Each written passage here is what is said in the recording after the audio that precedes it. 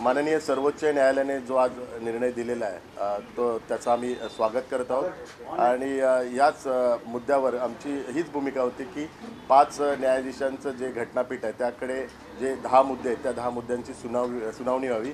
परंतु जो विरोधी गट आहे तो नेहमीच त्यांची लीगल बाजू कमजोर असल्याकारणामुळे वेळोवेळी तारीख वाढवण्याकरता या पूर्ण न्याय प्रक्रियेला विलंब लागण्याकरता विविध मुद्दे उपस्थित करून न्यायालयात ऑब्जेक्शन घेत होतं आणि तसंच त्यांनी ऑब्जेक्शन घेतलं होतं की नाबाम रेबियाच्या प्रकरणाचा रेफरन्स या केसच्या या प्रकरणाच्या बाबतीत न घ्यावा आणि तीच मागणी त्यांची आज फेटाळलेली आहे.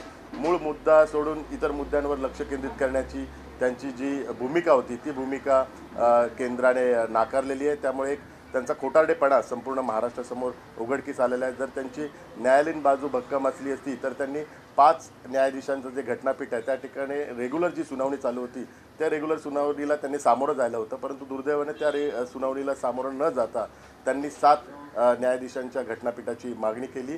ती दुर्दैवी होती आणि ती आज त्यांची फेटाळण्यात आली. आता रेग्युलर जे 5 न्यायाधीशांचं घटनापीठ आहे त्या ठिकाणी 21 तारखेपासून ही रेग्युलर सुनावणी होईल आणि संपूर्ण महाराष्ट्राला आणि आम्हालाही जे अपेक्षित आहे की लवकरात लवकर याचा निकाल लागावा. कारण महाराष्ट्र जनतेला पण अपेक्षित आहे की लवकर याचा निकाल लागून ही जी संभ्रमाची अवस्था आहे संपूर्ण राजकीयदृष्ट्या ती कुठेतरी दूर व्हावी आणि हे सरकार हे घटनेनुसार बनवलेलं सरकार आहे.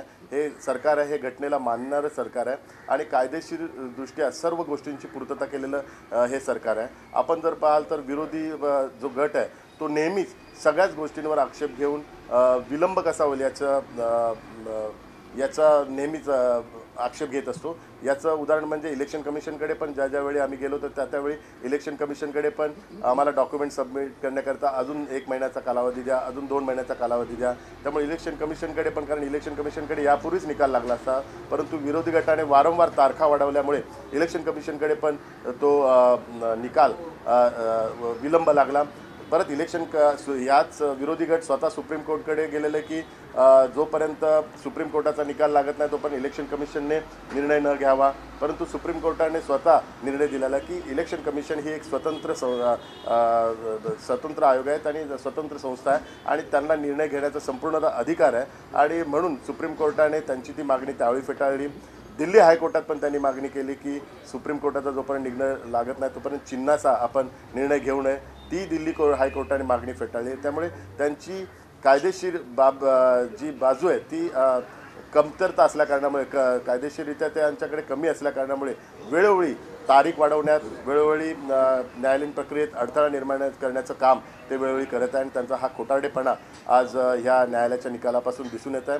मी वारंवार या गोष्टीचा उल्लेख करतो. नाबाम रेबियाच्या केसच्या संदर्भात त्यांनी जे ऑब्जेक्शन घेतलं होतं आणि त्याच केसचा दाखला देऊन सुनील प्रभू यांनी एक पिटिशन फाईल केलं होतं जे 16 सदस्यांवर अपात्रतेचं एक पिटिशन फाईल केलं होतं. त्या सुनील प्रभूंच्या पिटिशनमध्ये त्यांनी नाबाम रेबियाच्या केसाचा रेफरन्स दिला होता. त्यामुळे एकीकडे सुप्रीम कोर्टात 5 न्यायाधीशांच्या घटनापीठाकडे ऑब्जेक्शन घेताना नाबाम रेबियाच्या केसचा विरोध करतात आणि स्वतःच्या पिटिशनमध्ये नाबाम रेबियाच्या केसचा उल्लेख करतात, रेफरन्सचा उल्लेख करतात.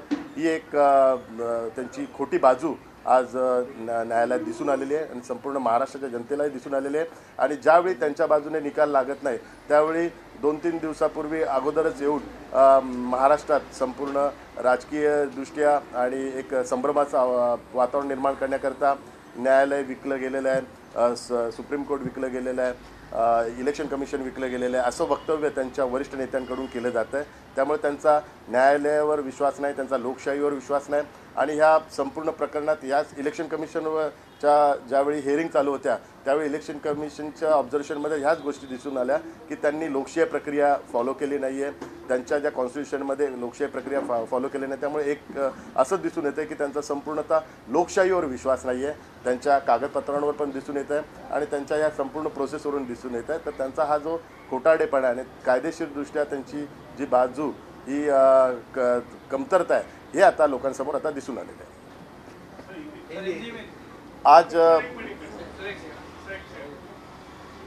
आज जो सर्वोच्च न्यायालय ने जो निकाल घोषित किया है, आदरणीय सर्वोच्च न्यायालय, उसका हम स्वागत करते हैं. हमारी पहले से ही ये मांग थी कि 5 न्यायाधीश का जो कॉन्स्टिट्यूशनल बेंच है वहाँ पे हियरिंग होनी चाहिए, और वो रेगुलर हियरिंग चालू होने वाली थी, लेकिन उस रेगुलर हियरिंग चालू होने के पहले ही हमारे जो अपोजिट ग्रुप है उन्होंने ये ऑब्जेक्शन लिया कि नाबाम रेबिया का रेफरेंस ये केस के बारे में न लिया जाए, और जो 5 न्यायाधीश का जो कॉन्स्टिट्यूशनल बेंच है उसके बाद 7 न्यायाधीश का कॉन्स्टिट्यूशनल बेंच होना चाहिए और उनके सामने हियरिंग होना चाहिए। तो ये उनकी जो मांग है वो मांग माननीय सर्वोच्च न्यायालय ने मान्य नहीं की है। जो पिछले 6-7 महीने से आप देखेंगे तो जो अपोजिट ग्रुप है वो बार बार इलेक्शन कमीशन हो या सुप्रीम कोर्ट हो, इस लीगल प्रोसेस में डिले कैसा हो इसके बारे में हर बार उन्होंने कदम उठाए। इलेक्शन कमीशन में भी सबमिशन के बारे में उन्होंने हर बार उन्होंने टाइम बढ़ा के मांगा, 1 महीने का, 2 महीने का, 3 महीने का। इलेक्शन कमीशन के जो प्रोसेस है उसके ऊपर ऑब्जेक्शन लेने के लिए वो सुप्रीम कोर्ट गए, सुप्रीम कोर्ट में भी उनको राहत नहीं मिली। सुप्रीम कोर्ट ने भी कहा इलेक्शन कमीशन एक इंडिपेंडेंट बॉडी है, वो खुद डिसीजन ले सकती है और उसमें सुप्रीम कोर्ट इंटरफेयर नहीं कर सकता है। फिर बाद उन्होंने दिल्ली हाई कोर्ट में गए, दिल्ली हाई कोर्ट में भी उनको वहाँ पे राहत नहीं मिली। दिल्ली हाई कोर्ट ने भी कहा कि इलेक्शन कमीशन एक इंडिपेंडेंट बॉडी है, वो निर्णय ले सकती है। तो इतना होने के बाद भी इलेक्शन कमीशन को डिस्टर्ब करने के लिए बार बार वो तारीख मांगते गए, लेकिन इलेक्शन कमीशन ने भी दोनों की जो साइड है वो सुन के लिए, और जल्द ही इलेक्शन कमीशन भी इसके बारे में निर्णय लेगा। उनको इलेक्शन कमीशन के ऊपर भी विश्वास नहीं, उनको सुप्रीम कोर्ट के ऊपर भी विश्वास नहीं। जिस नाबाम रेबिया का रेफरेंस उन्होंने सुप्रीम कोर्ट में इस केस को 7 बेंच के यहाँ पे ट्रांसफ़र करने के लिए रेफरेंस दिया था, उसी नाबाम रेबिया का उन्होंने यहाँ पे 5 बेंच के यहाँ पे अपोज किया था। लेकिन उसी नाबाम रेबिया का केस का रेफरेंस उन्होंने सुनील प्रभु की जो केस थी, जो पिटिशन था 16 एमएलए को डिस्क्वालीफाई करने का, उस डिस्क्वालीफाई के प्रोसेस में उन्होंने नाबाम रेबिया का रेफरेंस दिया था। तो उनका एक झूठ आज सुप्रीम कोर्ट के सामने आगे आया हुआ है। तो मैं आदरणीय सुप्रीम कोर्ट का जो निर्णय है उसका स्वागत करूंगा, क्योंकि पूरी महाराष्ट्र की जनता को ये निर्णय जल्द से जल्द लगना चाहिए।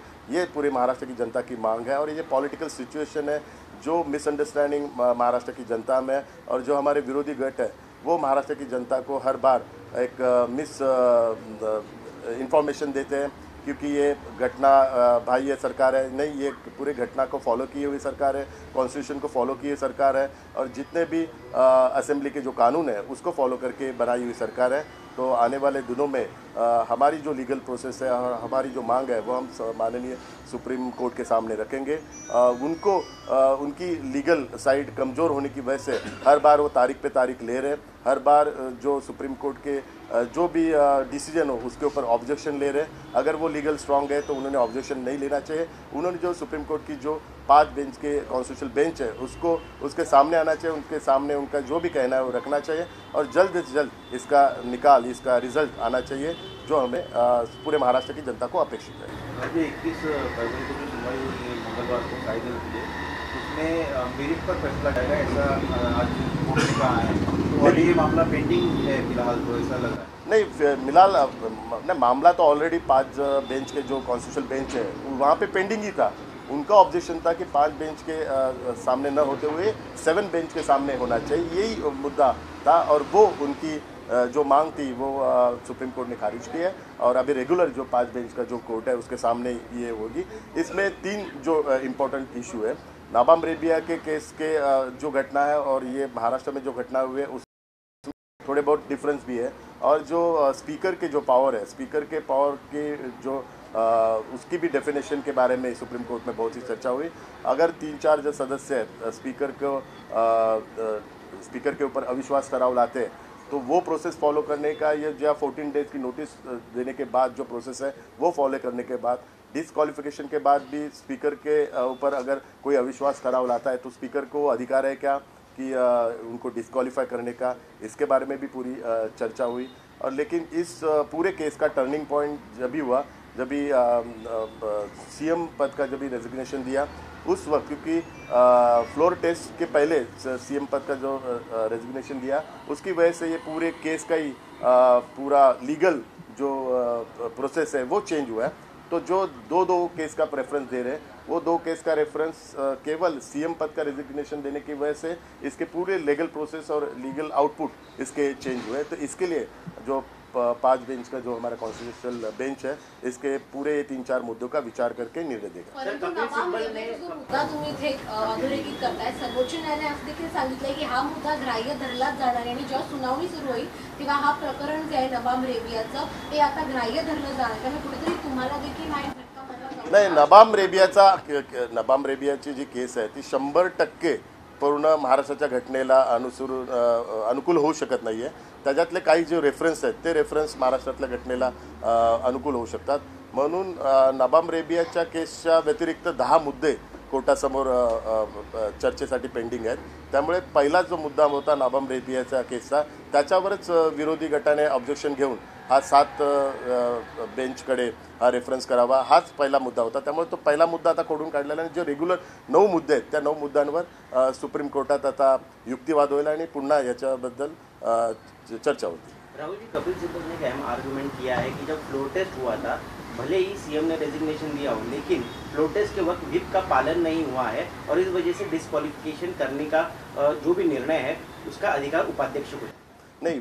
फ्लोर टेस्ट रेजिग्नेशन गया तो रेजिग्नेशन देने के बाद सरकारी गिर जाती है और जिस व्यक्ति को अपने पार्टी में मेजॉरिटी नहीं है तो उस व्यक्ति को फ्लोर टेस्ट करने का मीन्स रिक्वेस्ट करने का अधिकार नहीं है और एक बार रेजिग्नेशन देने के बाद फ्लोर टेस्ट का अधिकार ही खत्म होता है। यही मैं बात बोल रहा हूँ कि सीएम पद का रेजिग्नेशन देने के बाद पूरा कॉन्स्टिट्यूशनल चेंजेस इसमें बहुत आए हुए और वही पॉइंट पे इस केस का रिजल्ट लगेगा। तो आज का फैसला आपको भविष्य में कैसे मजबूत आपकी केस को मजबूत कर सकता है? नहीं, आज का फैसला का हम स्वागत करते हैं क्योंकि हम चाहते हैं और पूरे महाराष्ट्र की जनता चाहते हैं कि इस पूरे केस का रिजल्ट जल्दी आना चाहिए। जो भी रिजल्ट आए जल्दी आना चाहिए। अगर 7 बेंच के कॉन्स्टिट्यूशनल बेंच के पास से जाता था तो इसका रिजल्ट जल्दी नहीं आता था। इस पूरे प्रोसेस को क्योंकि 7 जजों की अपॉइंटमेंट हो जाती थी, अपॉइंटमेंट के बाद फिर एक बार 0 से 7 जज इस केस को